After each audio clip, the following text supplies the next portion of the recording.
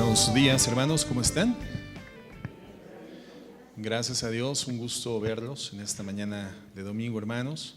Qué bueno que nos damos la oportunidad de estar en la enseñanza bíblica que Dios tiene preparada para la congregación, siempre con puntualidad y con oportunidad. Estamos estudiando, hermanos, ya desde hace algunos domingos, una serie que tiene por nombre Las certezas del cristiano. Y la base escritural de nuestro estudio ha sido 1 de Juan, capítulo 5, verso 13.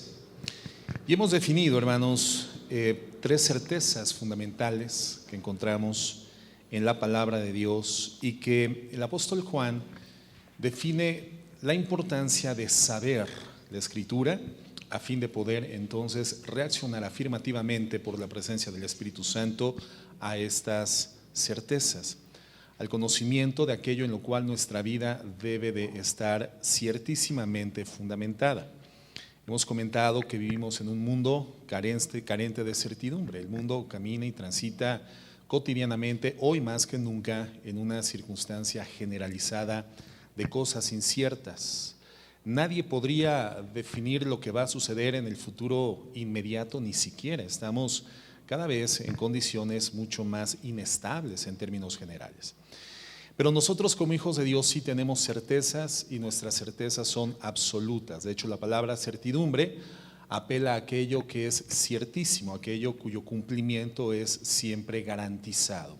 Y Dios nos da garantías en nuestra experiencia de vida humana. En 1 de Juan 5:13 dice así: estas cosas os he escrito a vosotros que creéis en el nombre del Hijo de Dios, para que sepáis, cuán importante es saber, para que sepáis que tenéis vida eterna y para que creáis en el Hijo de Dios, en el nombre del Hijo de Dios. Y esta es la confianza que tenemos en Él, que si pedimos alguna cosa conforme a su voluntad, Él nos oye. Y si sabemos que Él nos oye en cualquier cosa que pidamos, sabemos que tenemos las peticiones que hayamos hecho. Dos certezas importantísimas. Si nosotros creemos en el nombre del Hijo de Dios, la certidumbre absoluta, la confianza plena en la que podemos depositar el desarrollo de nuestra vida en el caminar de la fe en esta tierra, es que somos salvos, que somos hijos de Dios y nuestra salvación se encuentra segura en Jesucristo. La segunda certeza: si nosotros pedimos a Dios, y ya lo estudiamos la última clase, en el entorno y en el seno de la voluntad, del conocimiento de la voluntad de Dios, Él va a contestar garantizadamente, dice la Escritura, nuestras oraciones. Y el verso 13 del 1 de Juan 5 dice así,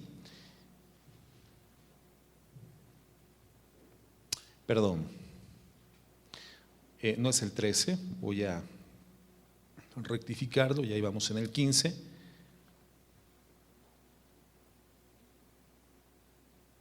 El verso 18, y dice así: sabemos que todo aquel que ha nacido de Dios no practica el pecado, pues aquel que fue engendrado por Dios le guarda y el maligno no le toca.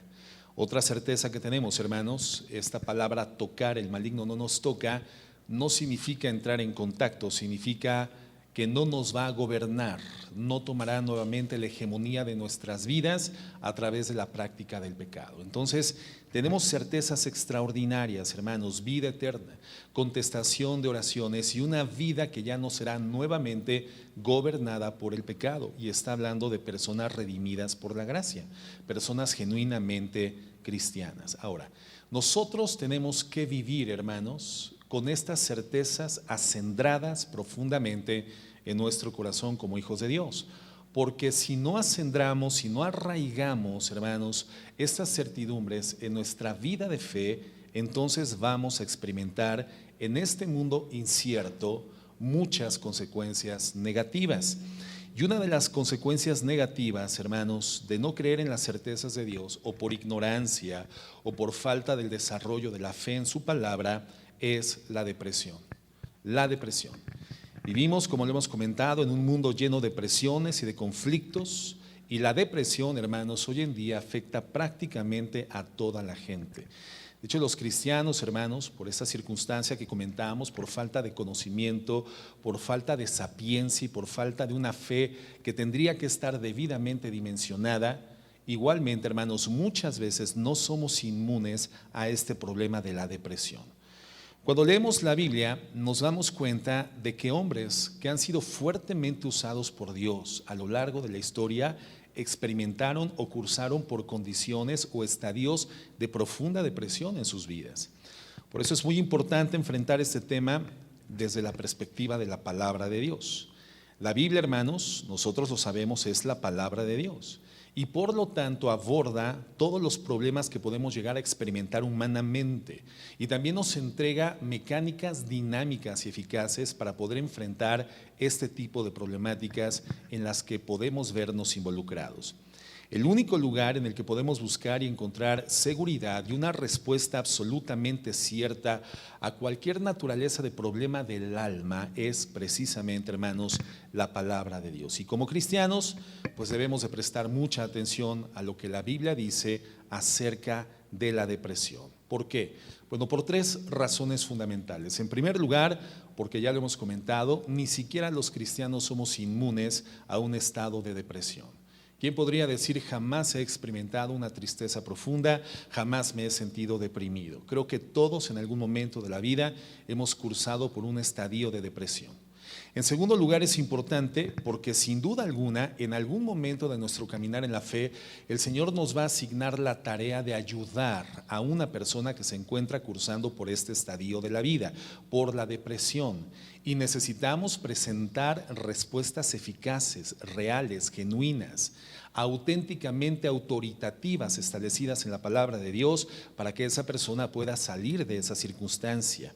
Es indispensable, hermanos, aprender a no socorrer jamás a una persona que cursa por un estado depresivo a través de ayudas humanas o filosóficas, que siempre van a ser, aparte de insuficientes, al final mucho más lesivas y destructivas para el estado de su alma. Y en tercer lugar, debemos de prestar atención a lo que la Biblia habla al respecto de la depresión, porque un cristiano deprimido, hermano, y escuchemos esto, un cristiano deprimido es una mala recomendación del Evangelio de Jesucristo. Un cristiano deprimido no es de ninguna forma el reflejo de aquello que Dios quiere que mostremos a este mundo como auténticamente personas que han sido afectadas favorablemente para eternidad por el Evangelio de la gracia. Un cristiano deprimido, hermano, es una mala recomendación del Evangelio y de Jesucristo mismo. Lamentablemente, hermanos, hay personas que piensan que el cristianismo es cursar por un estadio continuo y permanente de tristeza, angustia, agobio y depresión, y evidentemente no es así. Por lo tanto, hermanos, bueno, debemos de saber cómo enfrentar la depresión bíblicamente. ¿Qué es lo que creemos, hermanos, para empezar, los cristianos al respecto de la Biblia? Bueno, los creyentes creemos que la Biblia es la palabra infalible de Dios. Creemos que en la Biblia encontramos todas las respuestas que necesitamos y que de ninguna forma como creyentes debemos de buscar respuestas fuera de la Biblia. Eso es lo que cree un creyente. No encuentra ninguna respuesta para su vida fuera de la palabra de Dios, porque la palabra de Dios es infalible, es inerrante, es sustancial, es sustantiva, es absolutamente suficiente para la vida de un cristiano. Nosotros creemos que Dios creó al ser humano y que solamente Dios sabe cómo funciona el alma de un ser humano. Esa es una absoluta certeza en la vida de un hijo de Dios. El alma, como un elemento constitutivo de la condición humana, fue diseñada por Dios, de la misma forma que el espíritu y de la misma forma que el cuerpo.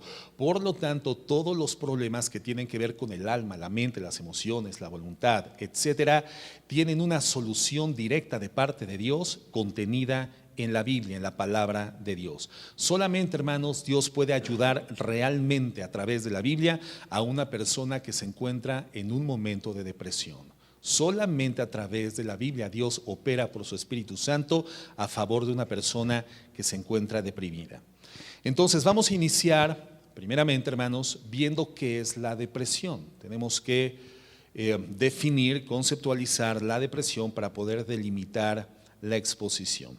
¿A qué nos referimos cuando utilizamos el término depresión? Bueno, la depresión puede ser definida como un estado de la mente y un estado del alma, de las emociones, de pesadez o de abatimiento constantes que afectan todas las demás áreas de la vida de aquel que la experimenta.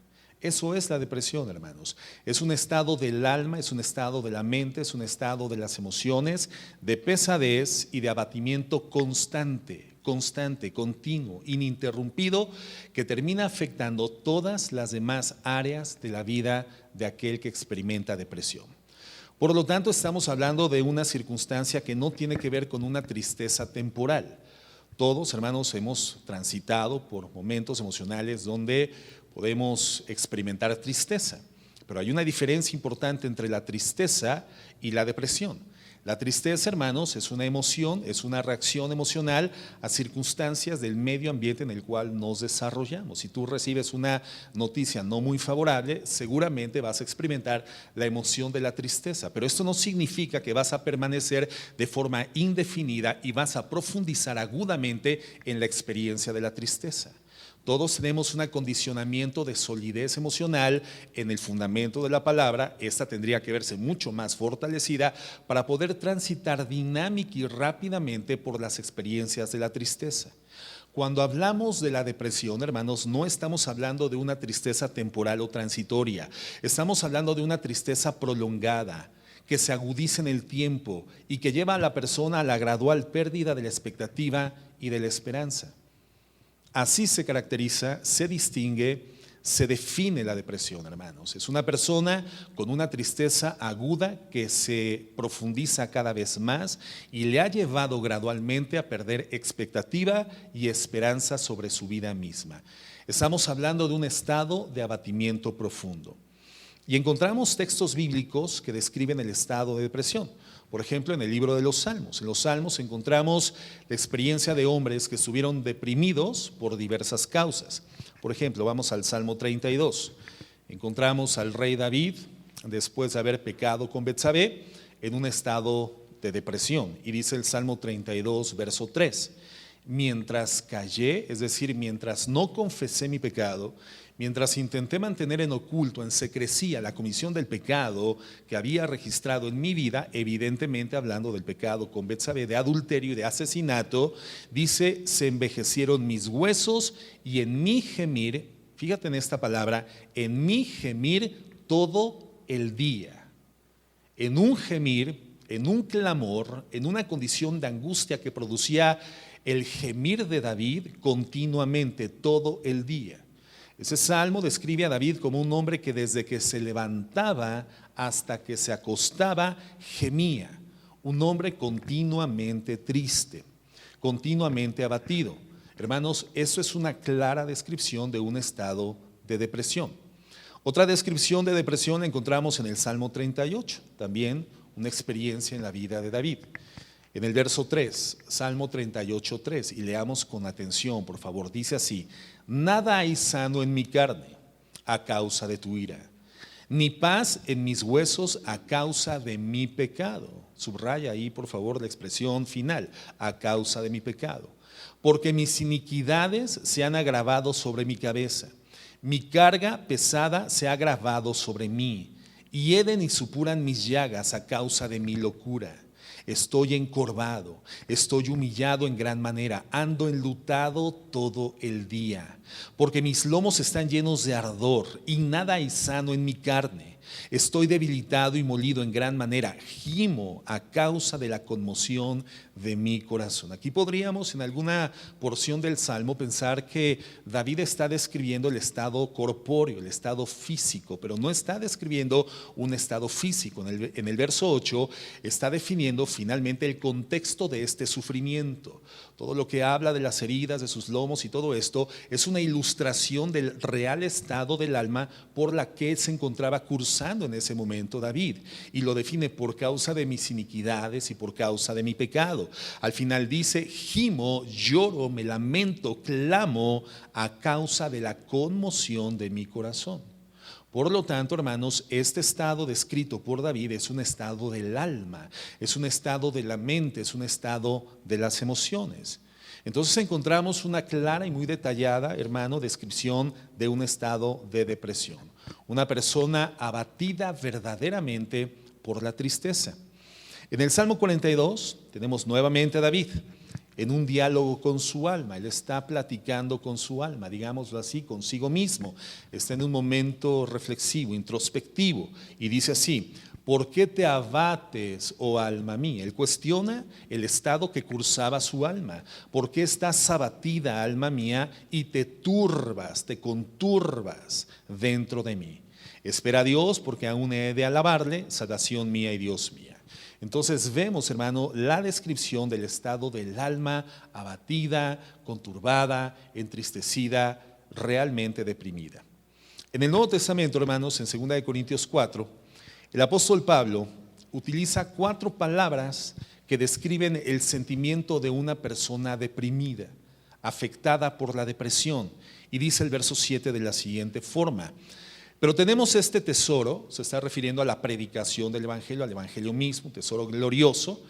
Dice, pero tenemos este tesoro en vasos de barro, refiriéndose obviamente a la fragilidad de la condición humana, la fragilidad del cuerpo, refiriéndose a que el cuerpo es susceptible de abatirse, de cansarse, de enfermarse.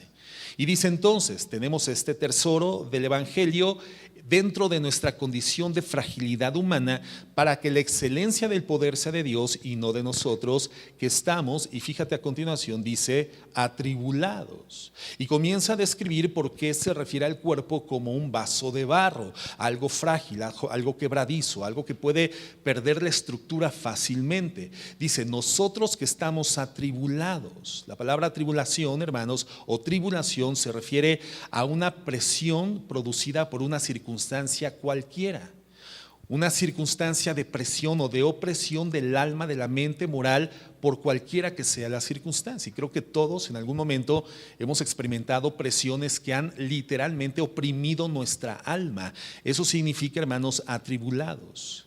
Y dice entonces, podemos experimentar toda clase de atribulaciones, toda clase de presiones en el alma y en la mente, pero no estamos angustiados. Esa tendría que ser la forma de vida de un cristiano. Vivimos en un mundo, hermano, constantemente inestable, cada vez más. Un mundo sujeto a crecientes presiones, a circunstancias inciertas, y nosotros no podemos estar exentos a la experiencia de la vida en el mundo. Pero el cristiano tendría que significarse entre las demás personas en que, a pesar de sus tribulaciones, circunstancias que pueden oprimir su mente, su alma o su corazón, no llega a la tribulación. Porque la palabra no llega a la angustia.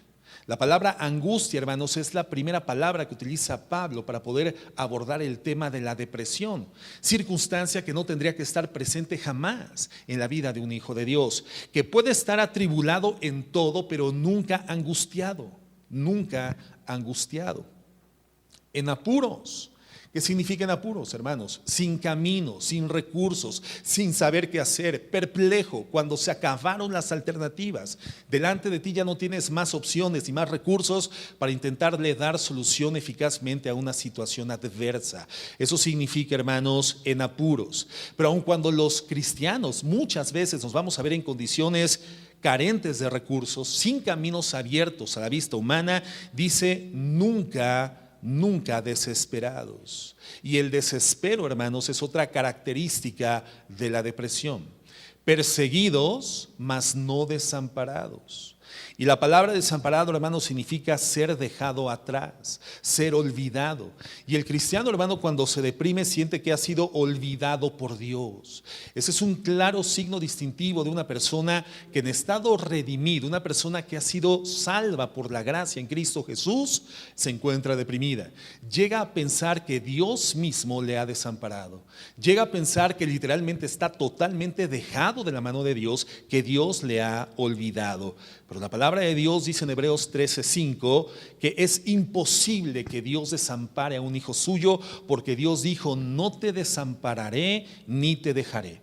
Por lo tanto, hermanos, entendemos que Dios nunca puede dejar atrás a un creyente. Dios no puede olvidar a un hijo suyo. Pero cuando un creyente está deprimido, se siente así, se siente desamparado, totalmente solo. Y aun cuando esté rodeado de personas que le aman, esa persona se siente sola, incomprendida, está deprimida. Derribados, continúa diciendo, pero no destruidos. Muchas veces, hermanos, vamos a probar el polvo de la tierra. Muchas veces vamos a estar en condiciones que nunca planificamos, no presupuestamos y completamente indeseables para nuestra vida como hijos de Dios. Sin embargo, dice la Biblia, no nos encontramos destruidos. La palabra destrucción significa libres o despojados de toda clase de bienestar. Entonces, hermanos, estas 4 palabras describen precisamente la experiencia de un hijo de Dios que se encuentra cursando por un estado de depresión. Una persona que vive en angustia, siendo redimida por la gracia, vive en angustia, asfixiada, desesperada, sin camino a seguir, sin recursos. Una persona que se siente sola, desamparada de Dios y que se siente destruida. ¿Alguna ocasión te has sentido así, hermano, en tu experiencia como hijo de Dios? ¿En tu experiencia cristiana? Bueno, ¿cuáles son los síntomas de una persona que se encuentra en depresión? Vamos a comenzar a ver sintomatología anímica, pero también física en consecuencia, de una persona que se encuentra cursando por una etapa de depresión. La persona, en primer lugar, la persona deprimida, siente una profunda tristeza que frecuentemente, hermanos, se traduce en lágrimas, se traduce en llanto. Una persona deprimida es una persona que continuamente llora con facilidad y a veces se encuentra llorando sin saber realmente la causa que le ha llevado al llanto.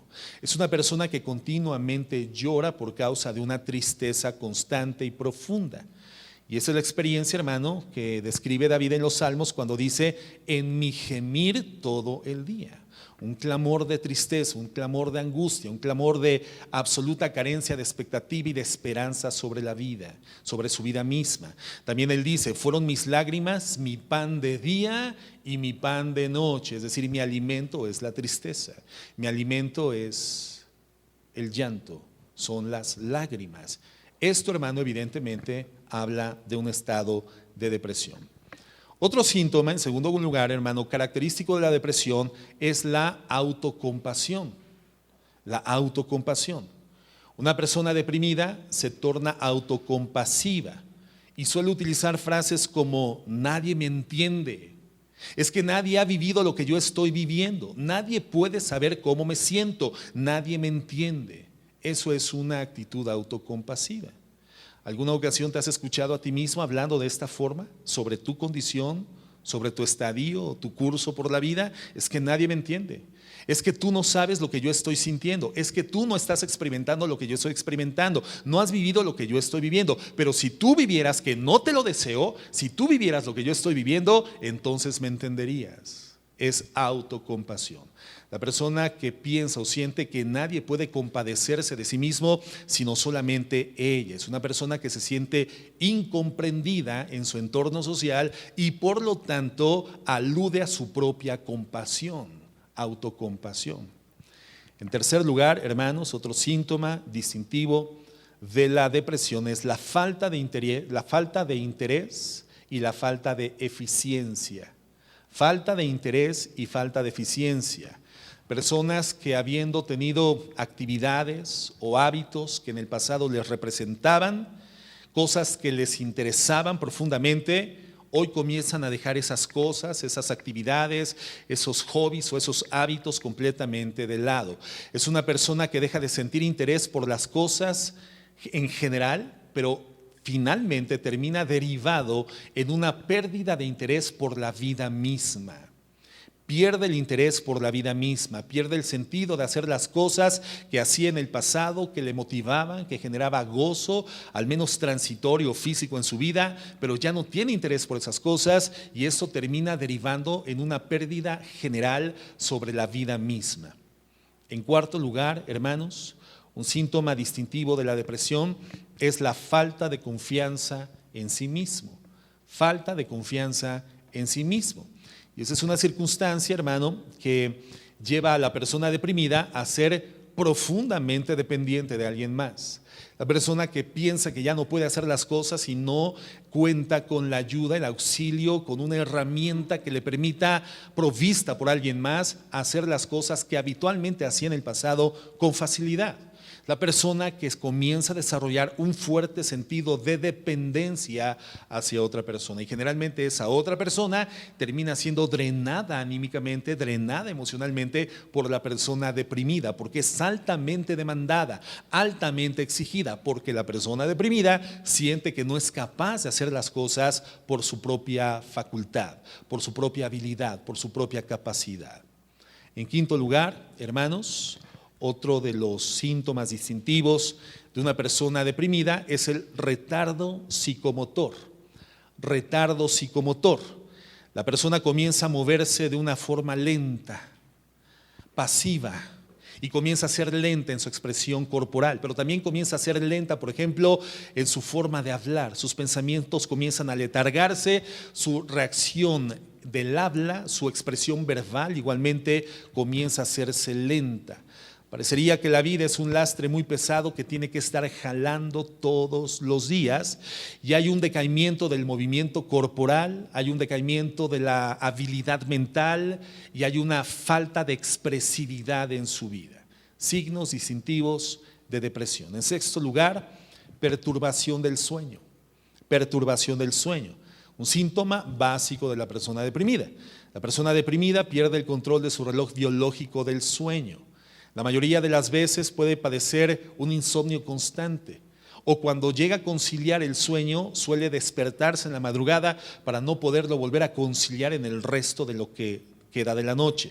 Entonces, hermanos, no tiene control sobre su descanso, y esto le lleva a verse agravada por decaimiento mental, por falta de descanso, ver agravada su condición de depresión. Una séptima posible característica, hermanos, es la anorexia, que es la pérdida de apetito o el rechazo a la ingesta de alimentos. En la Biblia vemos a un personaje que cursó por esa circunstancia en Primera de Reyes 21, verso 4, el rey Acab, cuando él deseaba adquirir la viña de un vecino suyo llamado Nabot, y Nabot se la niega. Y fíjate lo que dice en el verso 4, y vino Acab a su casa. ¿Cómo vino Acab a su casa? Triste y enojado, muy triste y muy enojado por la palabra de Nabot de Jezreel, que le había respondido diciendo: no te daré la heredad de mis padres. ¿Y qué sucedió con Acab? Y se acostó en su cama y volvió su rostro y no comió. La tristeza y el enojo le llevaron a perder el apetito. La falta de apetito, hermanos, es una condición muy común en las personas que se encuentran deprimidas. En octavo lugar, hermanos, el descuido en el arreglo personal. Una persona deprimida es una persona que, al perder expectativa y esperanza sobre la vida y al tener una percepción no objetiva de su propia condición en el medio en el cual se desenvuelve, pierde el deseo de arreglarse, pierde el entusiasmo por lucir de forma digna y de forma correcta. Es la persona que decide dejarse de bañar, dejarse de lavar los dientes, deja de asearse, deja de asear su casa, deja de asear su cuarto, deja de tender su cama. Parecería que eventualmente encontramos a muchos jóvenes cristianos muy deprimidos, ¿verdad? Entras a sus habitaciones y parecerían literalmente la cueva de alguien que lleva años en depresión. Pero esto, hermano, es un signo distintivo de una persona deprimida. Comienza a perder la expectativa sobre su propio rendimiento y lucimiento en términos elementales en el ambiente social. Comienza a hacerse una persona ermitaña, que no considera la necesidad de la higiene, del arreglo, de la limpieza. En noveno lugar, hermanos, otro elemento distintivo de una persona deprimida es que su enfoque no es en las soluciones a los problemas, su enfoque es en el problema.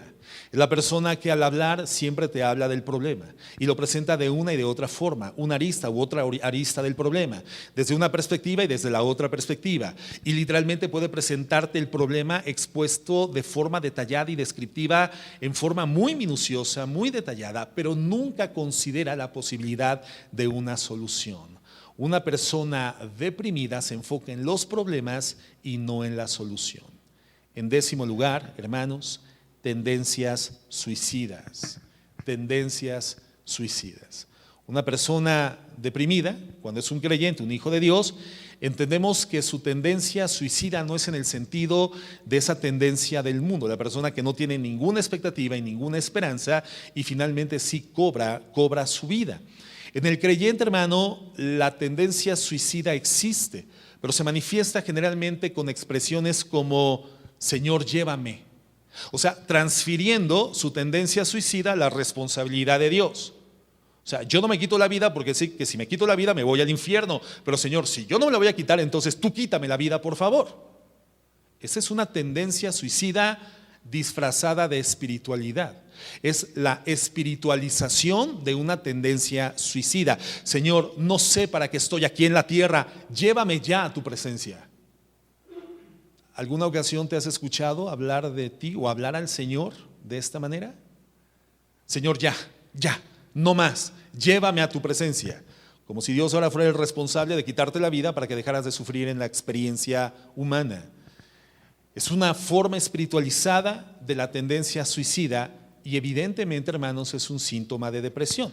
Ahora entendemos que si el máximo efectivamente deseo de un hijo de Dios es estar en la presencia de Cristo, y hoy no hay otra forma de estarlo sino a través de la muerte, el Hijo de Dios, la persona redimida por la gracia, no tiene el deseo de morirse. Entendemos esto, ¿verdad? Es una persona que siempre opta por la vida, es la persona que desea vivir y que sabe que su vida se encuentra contabilizada en tiempo regresivo y que el resto de la vida le queda para poder desarrollar la tarea que le ha sido asignada por Dios, y por lo tanto busca el máximo nivel de eficacia, de eficiencia y de rendimiento para poder estar en el tiempo de Dios, en su presencia, dando una rendición de cuentas favorable.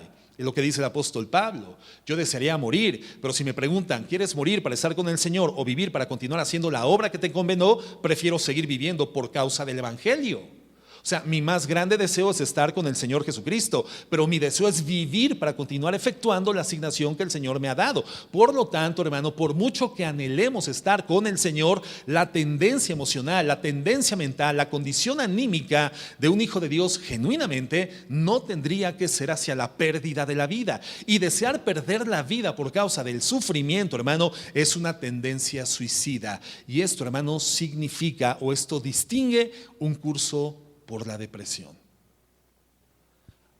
Alguien ha clamado al Señor, ya llévame. Señor, ya quiero dejar de estar en este lugar.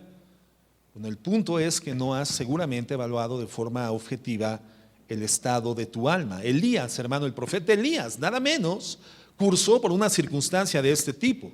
Cuando él caminaba hasta el Monte Carmelo, la intención de Elías era llegar al Monte Carmelo y en el Monte Carmelo dejarse literalmente morir.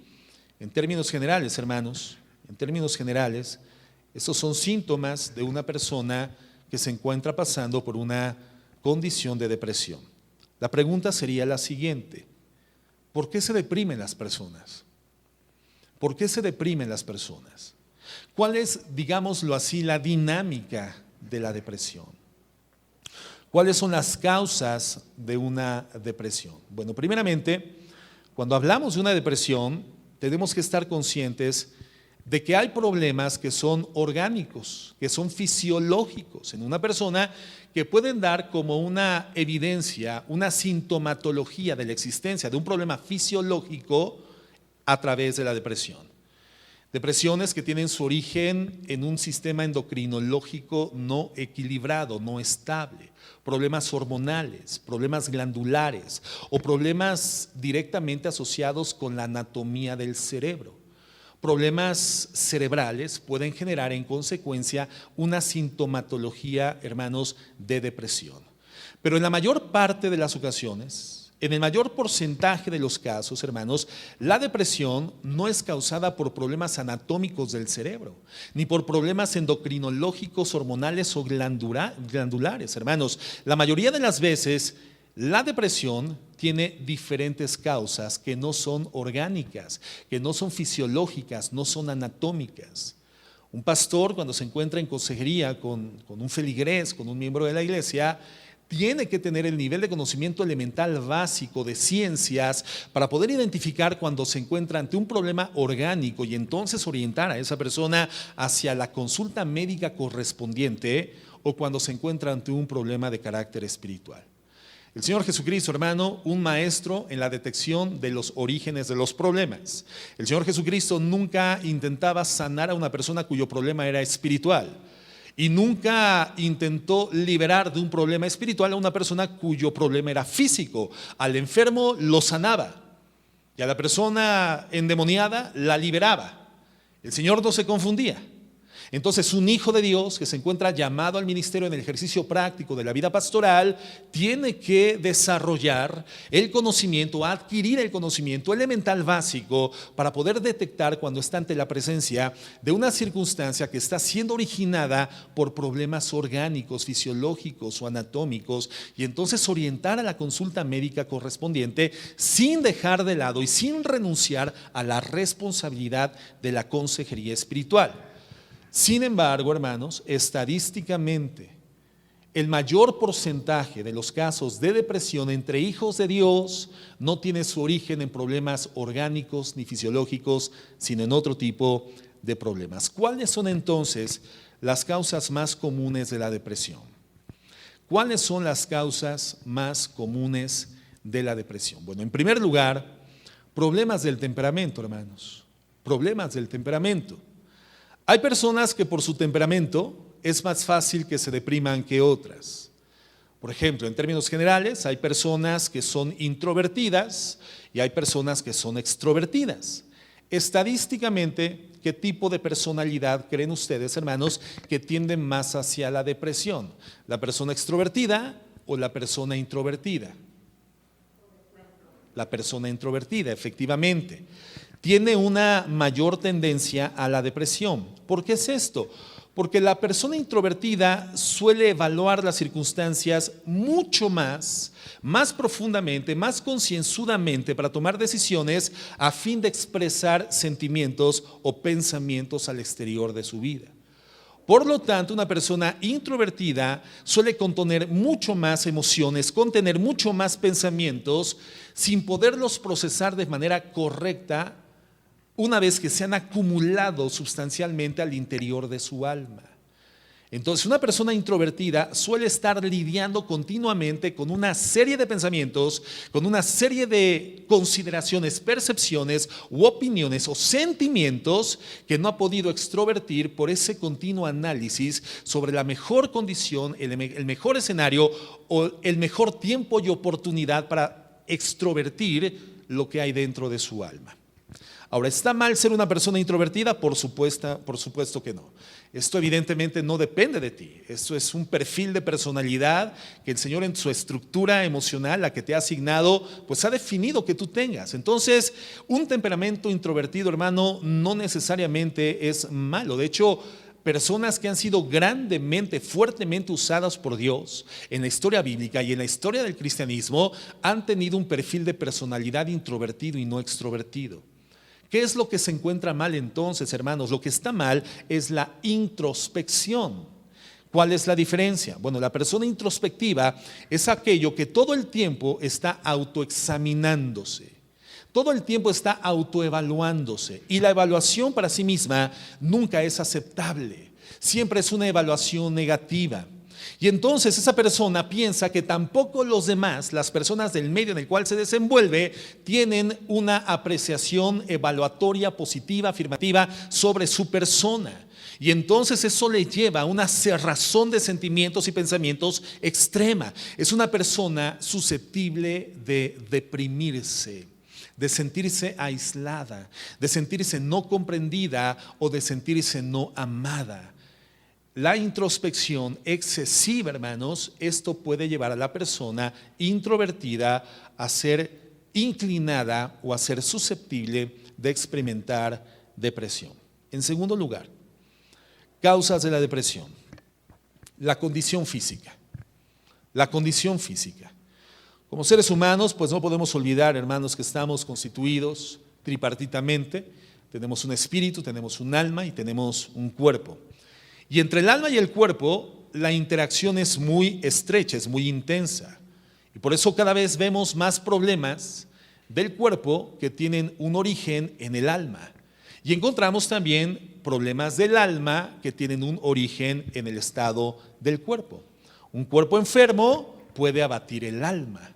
Un cuerpo enfermo puede abatir el alma y una alma abatida puede generar afectaciones reales en el estado físico de una persona. Fíjate lo que dice Proverbios 17:22.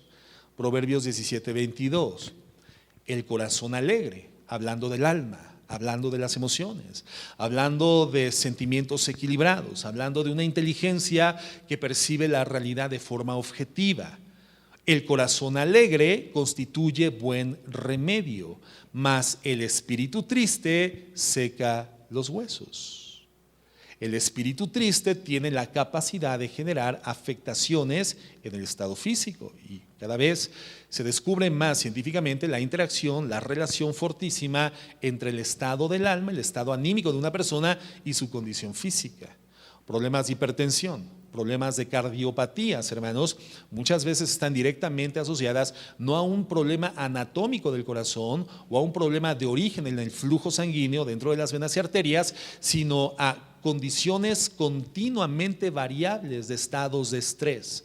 Una persona continuamente estresada, continuamente afligida, puede llegar a generar problemas físicos. El corazón alegre, en cambio, dice la Biblia, constituye buen remedio, mas el espíritu triste seca los huesos. Entonces, el estado de ánimo de una persona, sin duda, puede influir en la salud corporal. Pero la condición física, hermano, también puede afectar el estado anímico de una persona. Y aquí encontramos también problemas de autoaceptación.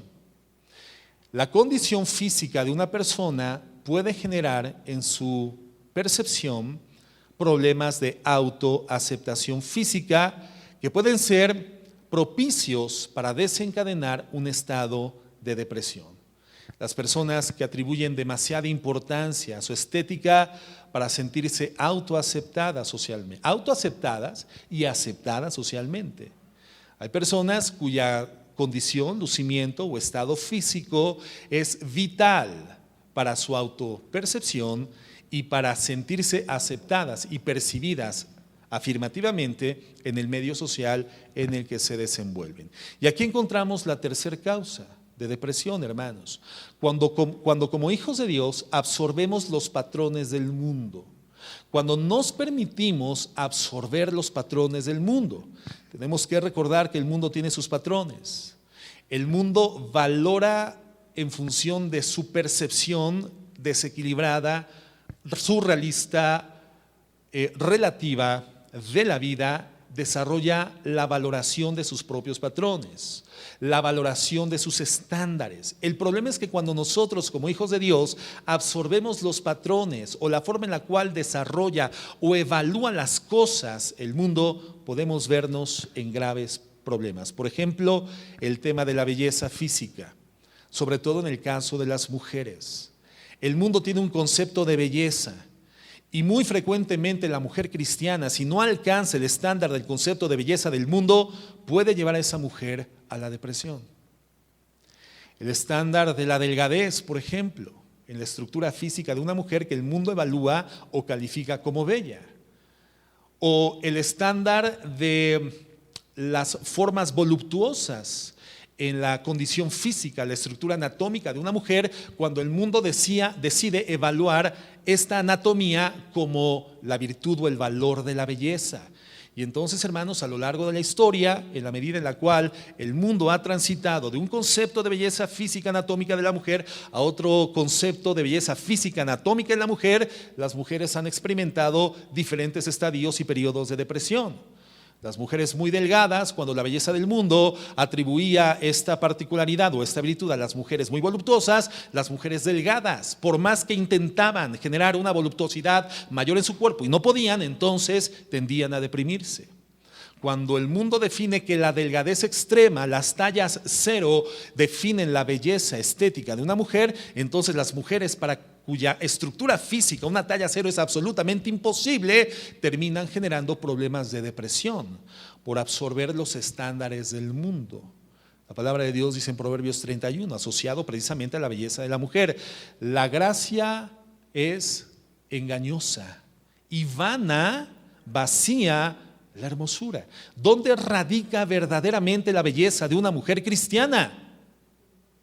¿En dónde, hermanos, hermanas, que han leído Proverbios 31? ¿En dónde? En el temor a Jehová.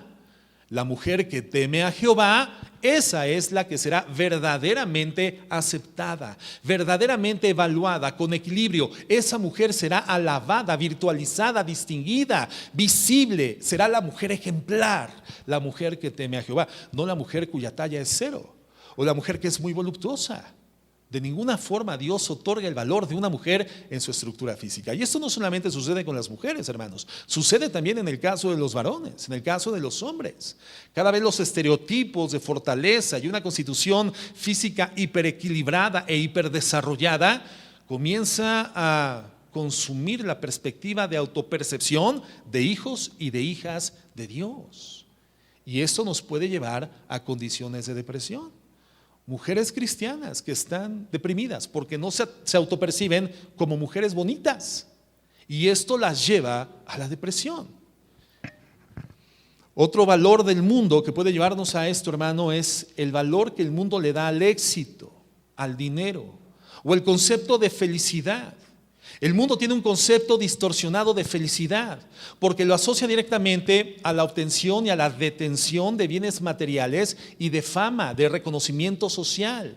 Entonces, quien no obtiene dinero o bienes materiales y tampoco obtiene reconocimiento social, piensa que no es feliz. El mundo asocia la felicidad a la capacidad de obtener y detentar recursos materiales y económicos, y además tener un reconocimiento dentro del ambiente social, dentro de la comunidad. Entonces la persona, hija de Dios, redimida por la gracia, que no obtiene los recursos materiales y tampoco tiene reconocimiento social, piensa que no es feliz y se deprime. Y se deprime. ¿Por qué? Porque absorber los patrones del mundo, hermanos, siempre va a causar depresión en los hijos de Dios. Va a causar depresión en los cristianos. En cuarto lugar, ¿qué más puede ocasionar depresión? El sentimiento de culpa por una falta cometida y no confesada. Ya lo decía David: mientras callé, se envejecieron mis huesos. En mi gemir todo el día. Fue mi llanto, mi pan de día y mi pan de noche. En mi gemir, mientras mantuve oculta mi iniquidad. En quinto lugar, la pérdida, hermanos, de un ser querido. La pérdida de un ser querido, sobre todo como hijos de Dios, tendría inevitablemente, por la estructura emocional con la cual Dios nos ha diseñado, llevarnos a un momento y a un estadio de tristeza, pero no tendría por qué prolongarnos, ni profundizarnos, ni agudizarnos en la experiencia de la tristeza al punto de llevarnos a perder la expectativa y la esperanza de la vida. La pérdida de un ser querido puede generar tristeza, pero no tendría por qué llevar a un estado de depresión a un hijo de Dios. En sexto lugar, una adversidad, cualquiera que sea, una adversidad en los negocios, en la economía. ¿Cuánto la gente puede llegar a experimentar la depresión en el mundo, hermanos, por causa de la economía?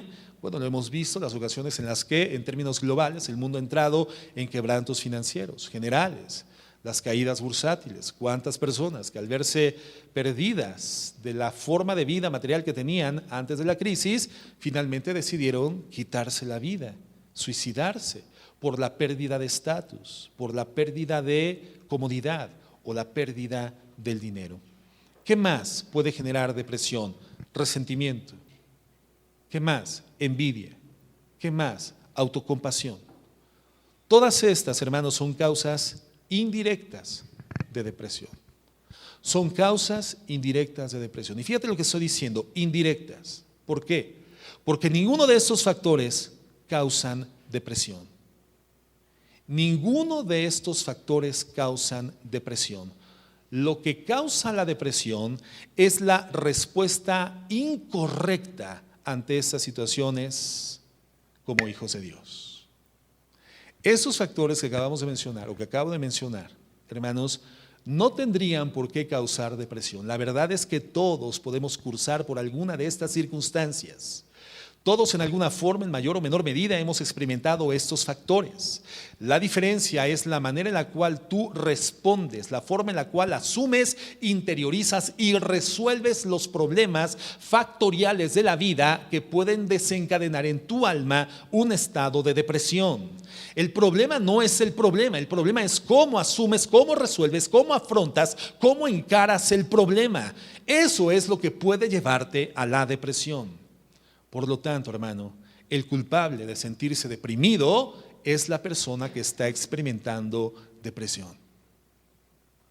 por más autocompasiva que seas, hermana, por más autocompasivo que seas, hermano, si estás cursando por un estado de depresión, tú eres el culpable del estadio de depresión en el cual te encuentras. Ay, pastor, no me diga, ya eso me deprimió más. Ahora yo tengo la culpa de que estés más deprimido, ¿te das cuenta? Esa es una evidencia de depresión. Pero el único culpable de cursar por un estadio de depresión es aquel que lo está experimentando. ¿Por qué estás deprimido, hermano? ¿Por qué? Porque no respondiste bíblicamente a cualquiera de estos factores o circunstancias. Y no responder bíblicamente a circunstancias de la vida, a problemas de la vida, hermano, se llama pecado. No responder bíblicamente es responder carnalmente. No responder bíblicamente es dejar la espiritualidad de lado. No responder bíblicamente es decidir tomar como sentido común los valores y los patrones del mundo. En vez de absorber y asumir de forma habitual, cada vez más regularmente y con mayor capacidad de reacción afirmativa, los valores espirituales contenidos en la Biblia. Siempre que nosotros reaccionamos no bíblicamente a circunstancias que enfrentamos en la vida, inequívocamente, en el 100% de las veces, estamos ante la comisión de un pecado. Siempre detrás de un estado de depresión, hermano, no originado por trastornos orgánicos, siempre detrás de un problema de depresión no originado por trastornos orgánicos, vamos a encontrar un pecado como detonador de ese estado de depresión. La depresión entonces, hermanos, es el resultado de una respuesta equivocada ante un problema de la vida. La depresión es el resultado de una respuesta equivocada, una respuesta errónea, una respuesta carnal ante un problema de la vida. Por ejemplo, hermanos, Caín. Génesis 4:3, por favor. Génesis 4:3. Fíjate lo que dice.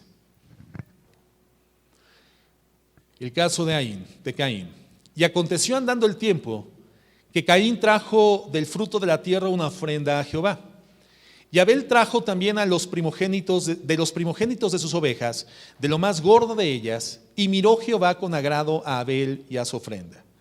Pero no miró con agrado a Caín y a la ofrenda suya. ¿Y qué pasó con Caín? Y se ensañó Caín en gran manera. Esta fue la respuesta de Caín ante la reacción de Dios o ante la evaluación de Dios sobre la validez que le daba a la ofrenda que le estaba presentando. La reacción fue incorrecta. ¿Y cuál fue la reacción de Caín? ¿Cuál fue la respuesta? Dice, se ensañó Caín en gran manera. ¿Y cuál es el resultado final? ¿Qué fue lo que sucedió? Y decayó su semblante. Decayó su semblante.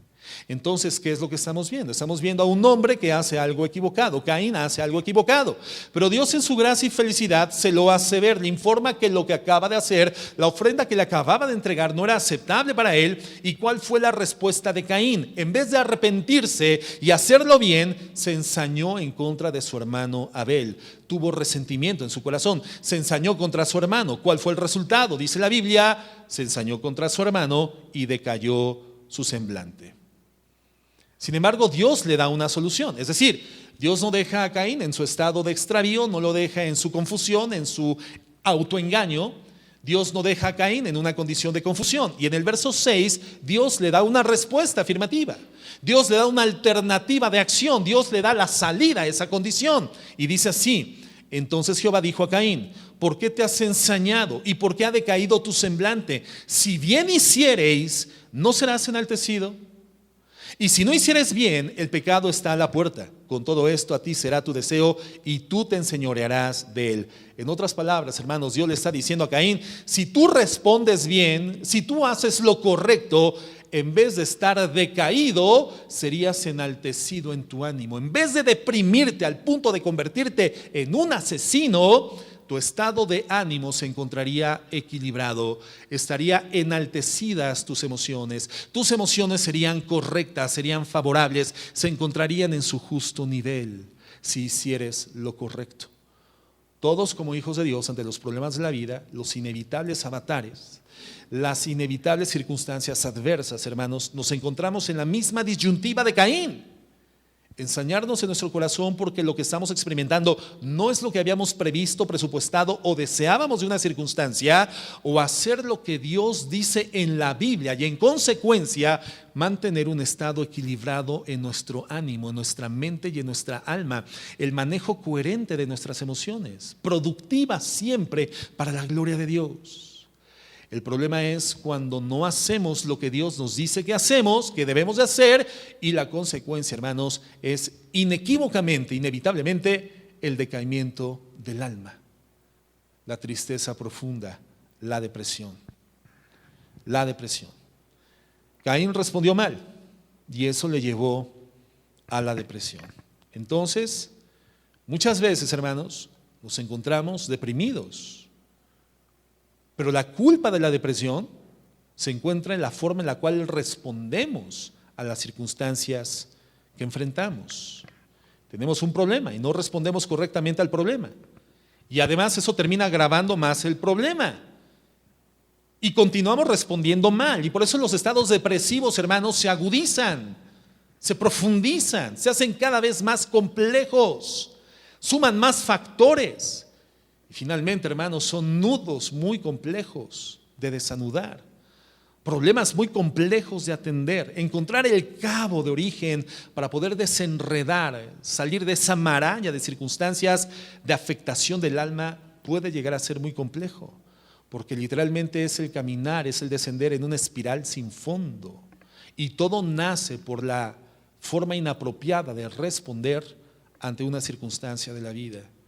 Teniendo como hijos de Dios la palabra de Dios. Pedro define que es la verdad profética más segura, la cual hacemos bien en estar atentos como una antorcha encendida que alumbra en un lugar oscuro. En los lugares oscuros, hermanos, podemos fácilmente caer, tropezar, entramparnos, quedar ensartados, complicados en circunstancias que no desearíamos para nuestra vida, y la palabra de Dios es la respuesta para no terminar incidiendo en una condición de decaimiento o abatimiento del alma. Si el rey David, en vez de haber quedado en su palacio cuando la temporada de los reyes era la temporada de la guerra, y hubiese estado haciendo lo que los reyes eran llamados a hacer en esas temporadas, estar al frente de batalla, comandando las acciones bélicas, estableciendo la estrategia, la avanzada, etcétera. Si él, en vez de estar ocioso en el palacio y en esa tarde haber salido al terrado del palacio y haber visto a esa mujer desnuda y finalmente haber generado esa cadena de pecados, seguramente los salmos donde se describe la depresión del alma de David serían salmos donde se describiría el gozo de un alma que ha logrado eficacia, estabilidad, enaltecimiento por su fidelidad a Dios. La depresión, hermano, en el 100% de las veces tiene como factor detonante un pecado, y no hacer caso a la palabra de Dios en los momentos complicados de la vida nos lleva a pecar, a tomar nuestras propias decisiones. La palabra pecado significa errar el destino. Es decir, tomamos caminos y determinaciones que nos llevan a una circunstancia final totalmente disímbola a lo que Dios había definido, pero en el centro de su perfecta voluntad. ¿Quién es culpable, hermanos, de estar deprimido? Tú y yo, cuando nos encontramos en esos estadios de la vida. ¿Es la depresión entonces un pecado, hermanos? ¿Cuál sería la respuesta? ¿Es la depresión un pecado? Claro que sí, por supuesto que sí. La causa final de toda depresión espiritual es la incredulidad, hermanos. La incredulidad. La incredulidad es un pecado, hermanos. La incredulidad es un pecado, no es una enfermedad. La depresión es un pecado, hermanos, no es una enfermedad. Y vamos a ver cómo se supone que un cristiano debe de enfrentar la depresión. En primer lugar, ¿cómo un cristiano, esto nos lleva al último punto en esta mañana, pues aseverando que evidentemente este tema, las consecuencias, porque esta es la fase del tema en la cual vamos a estar trabajando en los siguientes domingos, hermanos. Ya vimos cuáles son las certezas del cristiano, ahora veremos cuáles son las consecuencias de no tener las certezas en tu corazón como un hijo de Dios. Y la primera consecuencia es este tema que estamos abordando, la depresión, y vamos a abonar y vamos a abundar sobre este tema más a detalle en las siguientes clases. ¿Cómo se supone que un cristiano debe de enfrentar la depresión? Bueno, en primer lugar, tienes que encarar los problemas bíblicamente. Tienes que encarar los problemas bíblicamente. ¿Qué significa eso? Que no puedes dejarte guiar por el dictamen de tu corazón. No puedes dejarte guiar por tus propios deseos en los momentos en los que te encuentras frente a una complicación. ¿Estás deprimido por causa de tu pecado? Bueno, lo primero que tienes que hacer es no rehuir a tu responsabilidad, haciéndote creer a ti mismo que estás enfermo o haciéndole creer a los demás que estás enfermo. No, hermano, no estás enfermo. Estás viviendo consecuencias a causa de un pecado porque no lo encaraste en su momento de forma bíblica. Ahora lo que tienes que hacer es encarar el problema de forma bíblica. No importa hasta dónde has caído. No importa hasta dónde, hermano, has dejado el interés por la expectativa de la vida, tu vida misma se ha encontrado en una condición de desatención total. No importa cuánto has abandonado tus responsabilidades, no importa hasta dónde has perdido toda forma de esperanza sobre el futuro. Tienes que partir de este momento, desde este momento, a encarar el problema bíblicamente. Bíblicamente. Enfrenta el problema. Tienes que asumir la responsabilidad. Y ese es el segundo punto. Asumir la responsabilidad. Tienes que enfrentar la realidad de que no estás deprimido por el problema, sino porque tu respuesta hacia el problema fue equivocada desde el origen. Por lo tanto, tú eres responsable. Tienes que asumir la responsabilidad. Número uno, encarar el problema bíblicamente. Y en segundo lugar, saber que eres responsable del problema de depresión en el cual te encuentras, porque desde el origen no encaraste bíblicamente el problema. Asume tu responsabilidad. En tercer lugar, tu responsabilidad en la vida, hermano, tu responsabilidad en la vida es algo que nunca más puedes volver a evadir. No puedes volver a evadir tus deberes. Tienes que encararlos bíblicamente cada ocasión que se presentan. En cuarto lugar, no minimices el problema y no minimices la culpa que tienes en el problema. Y una reacción humana muy frecuente, hermanos, es que para no encarar de forma apropiada el problema que estamos experimentando por causa de no haber resuelto correcta y bíblicamente el problema desde su origen, es que queremos minimizar los problemas y terminamos diciendo, al final de todo no fue tan grave. Hay personas que hacen cosas peores. No, hermano, es un grave problema minimizar los problemas. Minimizar las consecuencias que ya has generado en tu vida y en el entorno social de tu vida por tu depresión.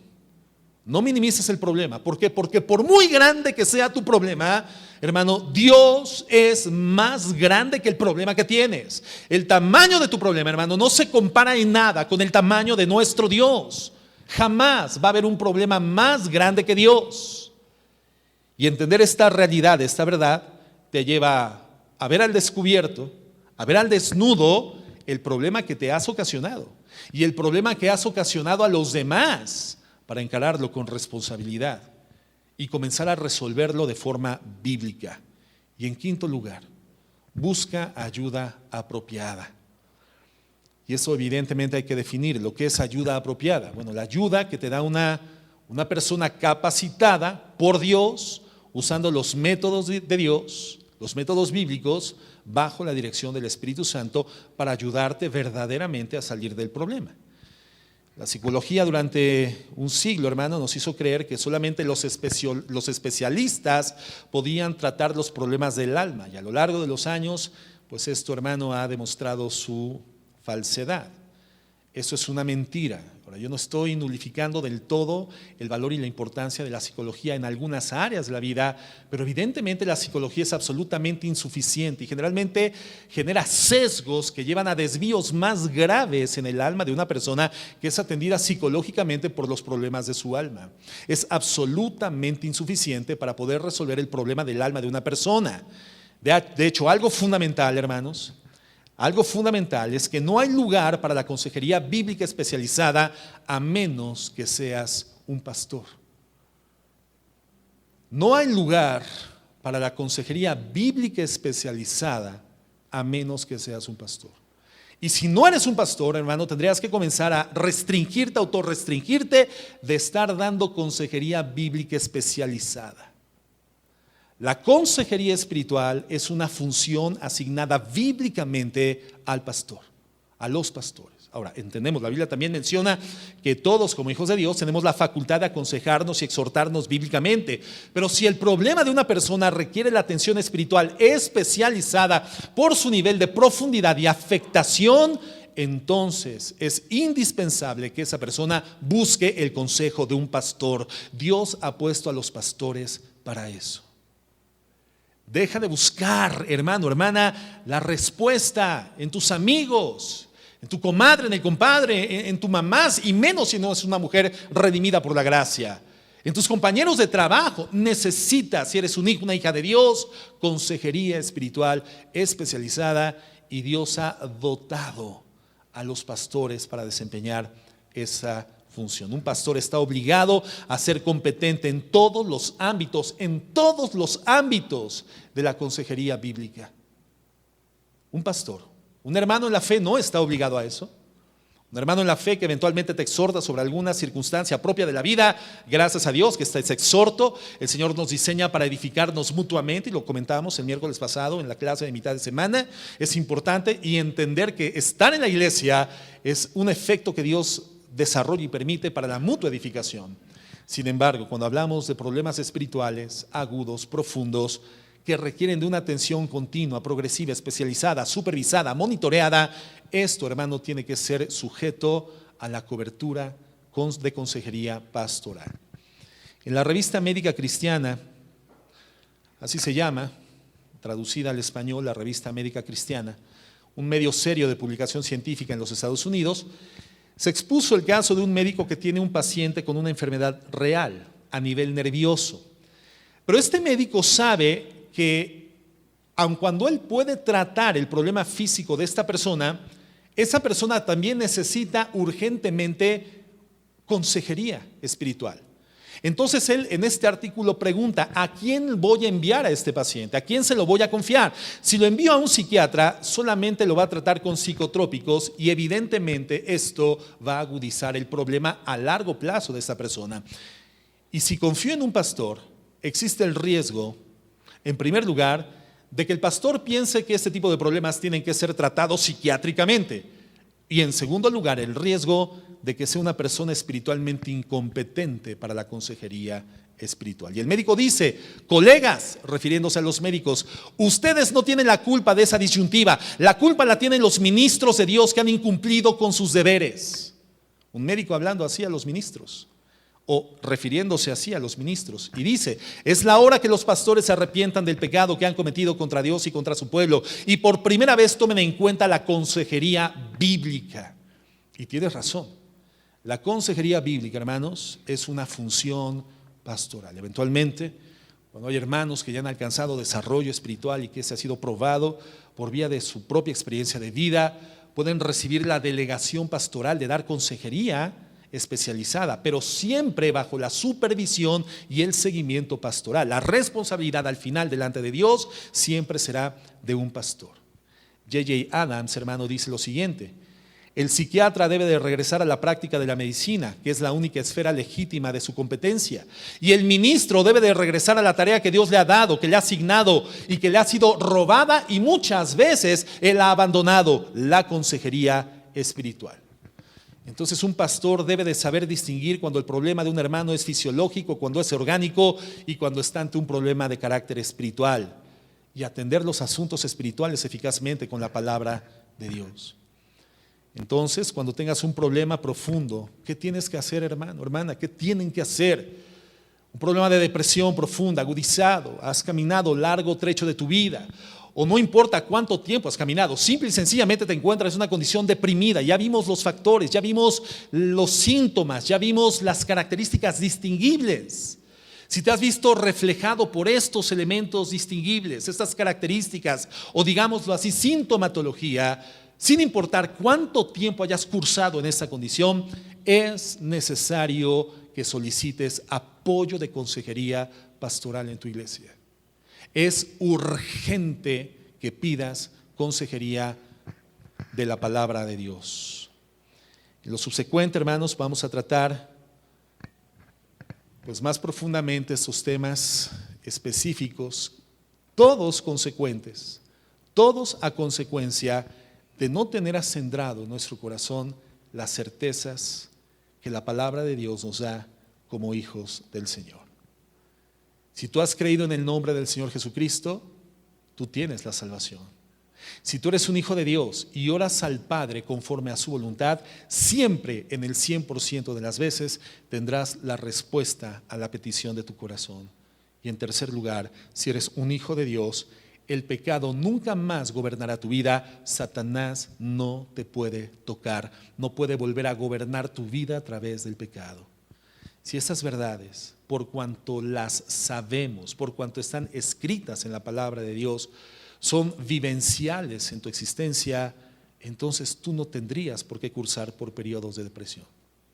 Pero si estás cursando por periodos de depresión y te has identificado con algunos elementos distintivos, sintomatológicos de la depresión, hermano, en primer lugar tienes que entender, tú eres el culpable. Si tu problema no es orgánico, si tu problema no es anatómico o cerebral, si tu problema no es glandular, si tu problema no es endocrinológico, si tu problema, hermano, no es fisiológico, tú eres el culpable. Y el problema no es el problema. El problema que te ha llevado a la depresión no es tu problema. El problema es la forma equivocada en la cual afrontaste, encaraste originalmente la solución al problema. Y se ha complicado porque teniendo la palabra de Dios, donde de forma específica se nos dice qué debemos de hacer para no abatir nuestra alma, sino mantener en estabilidad nuestras emociones, has decidido hacer lo que a ti te vino en gana. Decidiste hacer aquello que carnalmente, de forma inmediata, de corto plazo, aparentemente resolvía tu problema, pero la realidad es que se ha agravado. Tienes que encarar el problema con la palabra de Dios. Tienes que aceptar que eres responsable. No puedes continuar evadiendo la responsabilidad. No puedes minimizar el tamaño del problema que te has originado y que has originado en tu ambiente social. Tienes que correr por consejería bíblica espiritual.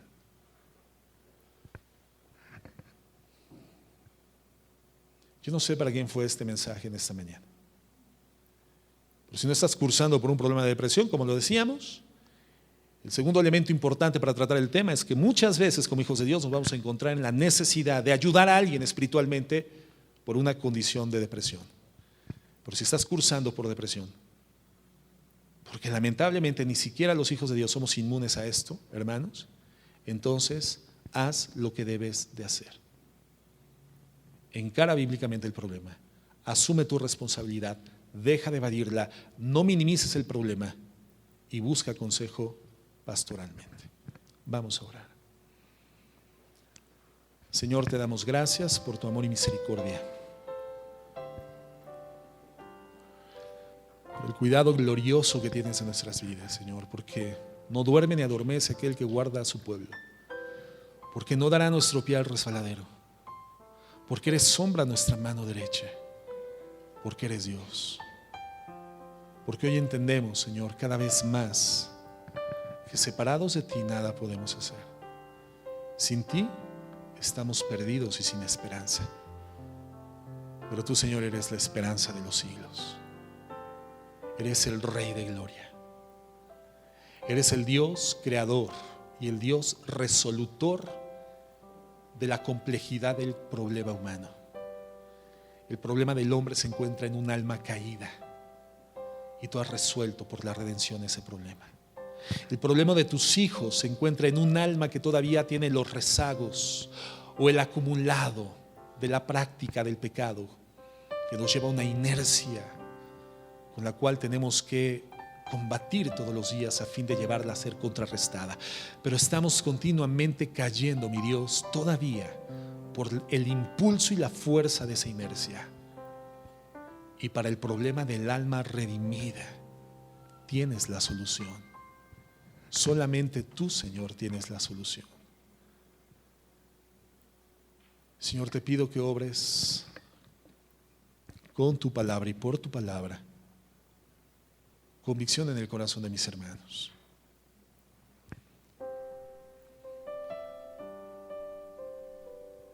Que por tu palabra tu Espíritu Santo rompa con esa cadena de mutismo, esa cadena de introspección profunda en la que muchos se encuentran sintiéndose continuamente insuficientes en su percepción personal e insuficientes también en su medio ambiente social, y que frecuentemente les lleva a esa condición de tristeza, de depresión, de juicio personal. Ayuda a mis hermanos, mi Dios, a romper con el mutismo y confesar ante ti su pecado y buscar oportunamente la ayuda a su condición espiritual. Llévanos a ser una iglesia cuyas certezas cristianas estén perfectamente definidas en cada mente y en cada corazón. Que nuestros corazones y mentes estén marcados profundamente por la certidumbre que nos da tu palabra, el estado redimido por tu gracia en medio de un mundo convulso e inestable. Saber que estamos seguros y podemos vivir confiadamente sin temor del mal, no pensando que el mal jamás nos alcanzará, sino que aún sabiendo que el mal está presente, no tiene el poder de atemorizarnos, porque tú eres un Dios lleno de fuerza, lleno de poder y lleno de amor, cuyo cuidado es excelso sobre la vida de sus hijos. Y aún en el sufrimiento nos cuidas y nos edificas, y ningún sufrimiento representa el final de la historia para un hijo tuyo. Pero podemos llegar a sentirnos en el final de la historia. Podemos llegarnos a sentir abandonados de tu amor y de tu cuidado, desamparados, caídos, destruidos, angustiados. Ese es nuestro problema, mi Dios, y esa es nuestra responsabilidad. Y es en tu palabra donde tenemos la salida, la puerta abierta para la salida de la depresión, de la angustia y del desamparo, de la sensación profunda de tristeza, de aislamiento y de desamparo. No hemos sido abandonados por ti, mi Dios, porque nada podrá separarnos de tu amor.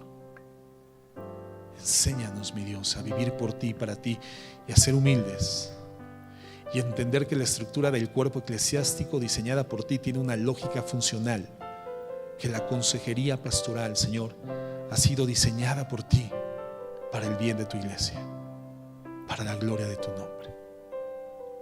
Ayúdanos, mi Dios. En el nombre de Jesús. Amén.